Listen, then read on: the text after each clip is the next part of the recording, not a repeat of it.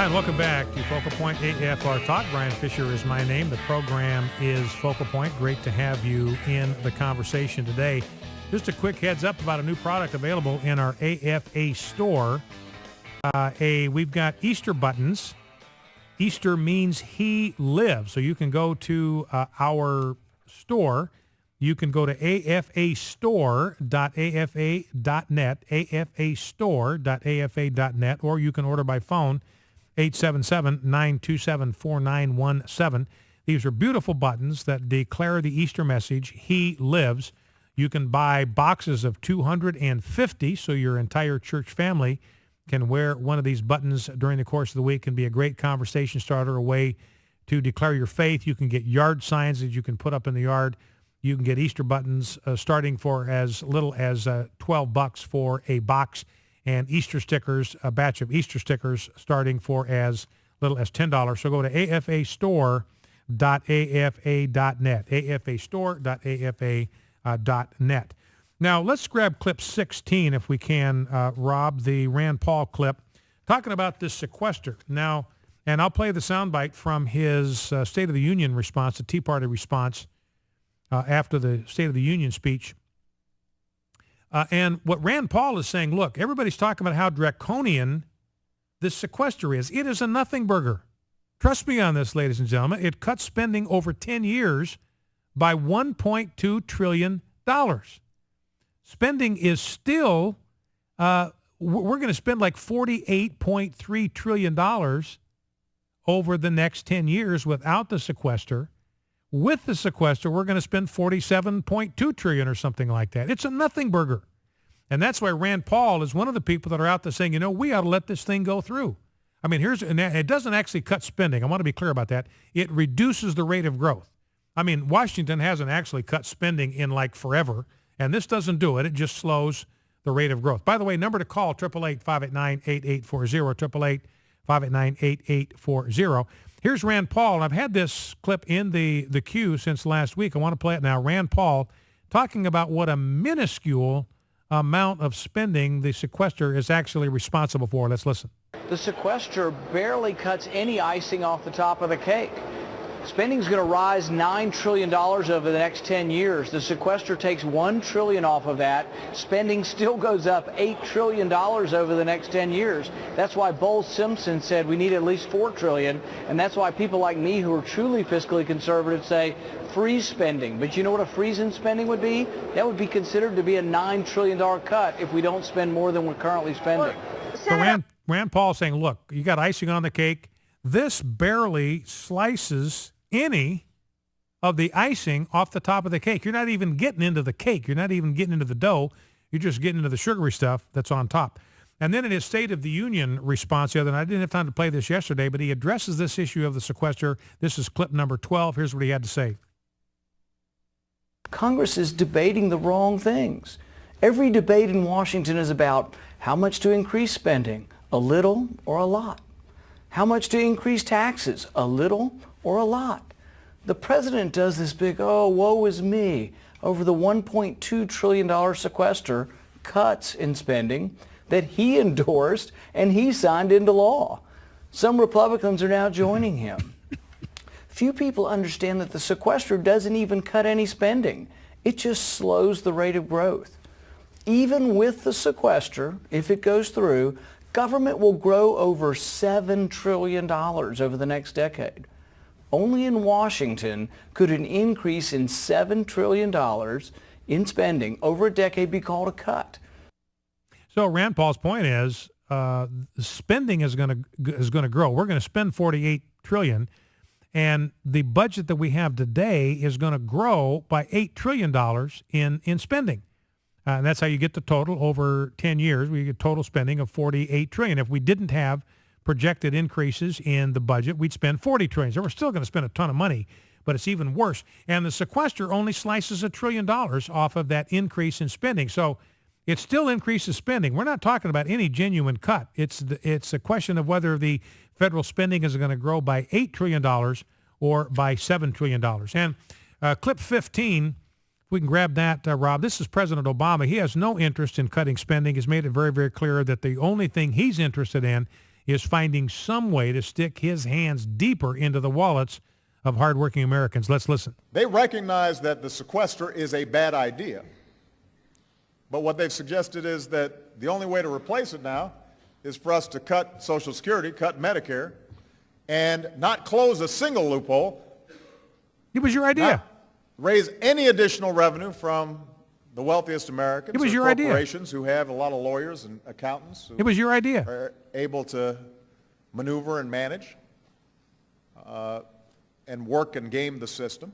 It was your idea. And I have to tell you, if that's an argument that they want to have before the court of public opinion, that is an argument I'm more than willing to engage in. Your idea. It was your idea. And now he's out there demonizing the sequester and demonizing the Republicans when it was his idea and he signed it into law. If it was such a bad idea, he could have vetoed it at the time. So boy, you know, I'm just impressed. I got to tell you, I'm just impressed with how devious he is. That's the only word I can think of it, that he's devious. He comes up with an idea. He gets the Republicans to agree to it reluctantly. He gets Harry Reid to agree to it reluctantly, gets everybody to agree to it. And then now that he has signed it into law, his idea, now he is demonizing the Republicans for supporting it in the first place. So, I mean, that's actually pretty remarkable stuff. Now, one last clip. Let's drop back to the Rand Paul clip number 13, because this had to do with my column for today on RileyConcern.com about education reform.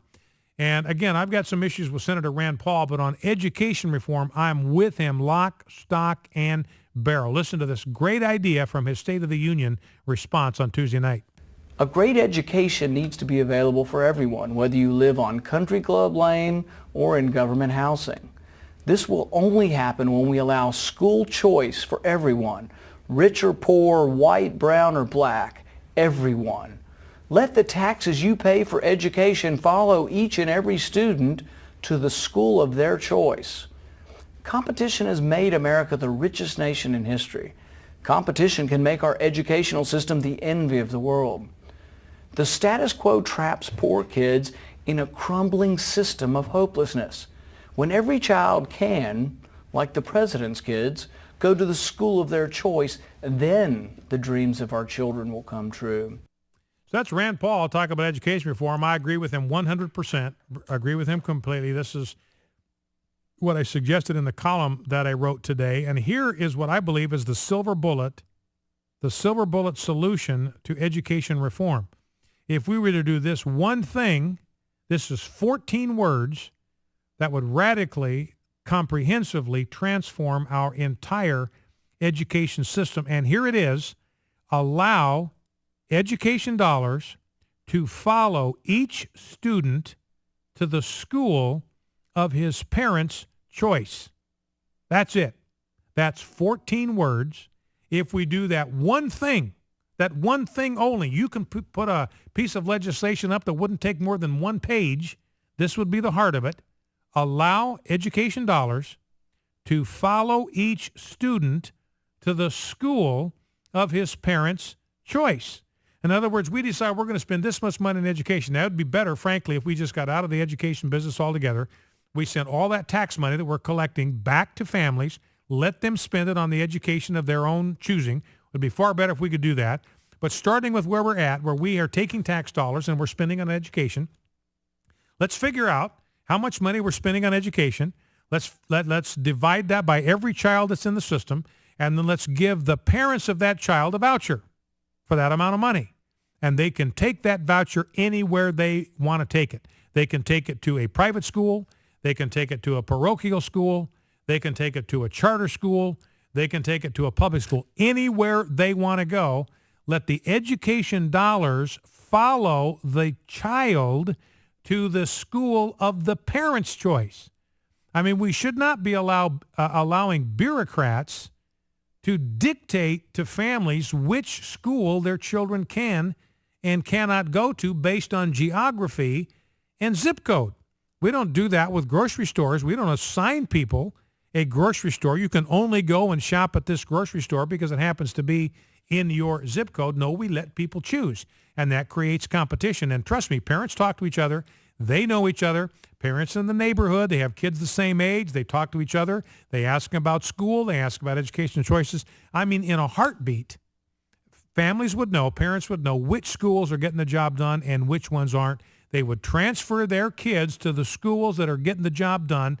The schools that aren't getting the job done, 23% of the American people are illiterate. I read that today. 23% of the American people cannot read at a fourth grade level. You wonder why we keep electing liberals to office? It's because the American people are illiterate. They cannot read for themselves. They cannot think for themselves. So they just follow their brainwashing of their academic and media elites. They just do what they're told. They believe what they're told because they can't even read. They cannot think for themselves. And so parents would right away, they would know which school is getting the job done. So that's all it takes, 14 words. We could completely, comprehensively revolutionize our education system. Let's go to the phones. Let's go to Tamara, Fayetteville, North Carolina. Tamara, you're on Focal Point. What's on your mind? Hi, I'm so happy I got through. Thank you so much for allowing me to be on the program today. You bet. I just wanted to say, and I pray for the words to say today, because I wanted to express my concern about Christians understanding what African Americans have been through in this country.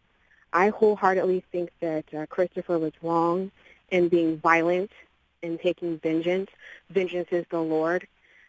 But we also have to be merciful. And we have to understand that African Americans have a heinous, tumultuous history in this country. I'm reminded of a young man named Sean Bell, who on the morning of his wedding was shot 50 times by the police. He was unarmed. He didn't do anything aggressive towards them, and he was shot 50 times. It cost that police department $4.5 million, okay? Racism is real in this country, and as Christians, we're supposed to be showing compassion to one another. But when I hear you speak regarding African Americans, I can't help but feel that you are mocking what they have been through. Tamara, Tamara, I'm coming up against a hard break. Can you hold on over the break? Could that be possible? I'd like to continue this conversation, but we're out of time for this segment. We'll finish this conversation with Tamara after the break. Focal Point, the AFR Talk. Don't go anywhere.